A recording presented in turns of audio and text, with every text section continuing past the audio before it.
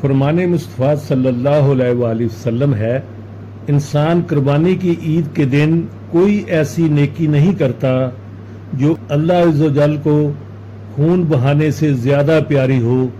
یہ قربانی قیامت میں اپنے سینگوں، بالوں اور کھروں کے ساتھ آئے گی، اور قربانی کا خون زمین پر گرنے سے پہلے اللہ کے ہاں قبول ہو جاتا ہے، لہٰذا خوش دلی سے قربانی کیا کرو۔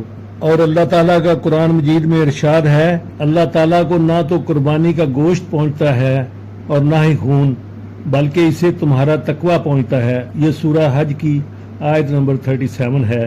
اور اس سلسلے میں فرمان مصطفیٰ صلی اللہ علیہ وآلہ وسلم یہ بھی ہے، قربانی کرنے والے کو قربانی کے جانور کے ہر بال کے بدلے میں ایک نیکی ملتی ہے۔ حضرت مخنف بن سلیم رضی اللہ تعالیٰ عنہ روایت کرتے ہیں کہ رسول اللہ صلی اللہ علیہ وآلہ وسلم نے فرمایا، اے لوگو، ہر سال ہر گھرانے پر قربانی ہے، اور قربانی کے فضائل میں ہے، نمبر 1 ترمذی شریف میں ہے کہ یوم نحر میں ابن آدم کا کوئی عمل اللہ کے نزدیک قربانی کرنے سے زیادہ پیارا نہیں۔ نمبر 2 طبرانی شریف میں ہے، جس نے خوش دلی سے طالب ثواب ہو کر قربانی کی وہ اس کے لیے جہنم کی آگ سے پردہ ہوگی۔ نمبر 3 ابن ماجہ شریف میں ہے، جس میں وسعت ہو اور قربانی نہ کرے وہ ہماری عیدگاہ کے قریب نہ آئے۔ ابن ماجہ شریف میں ہے، قربانی کے جانور کے ہر بال کے بدلے میں نیکی ہے۔ حضرت برار رضی اللہ تعالیٰ عنہ سے روایت ہے، انہوں نے کہا، میں نے نبی کریم صلی اللہ علیہ وآلہ وسلم کو عید کے دن خطبہ پڑھتے سنا۔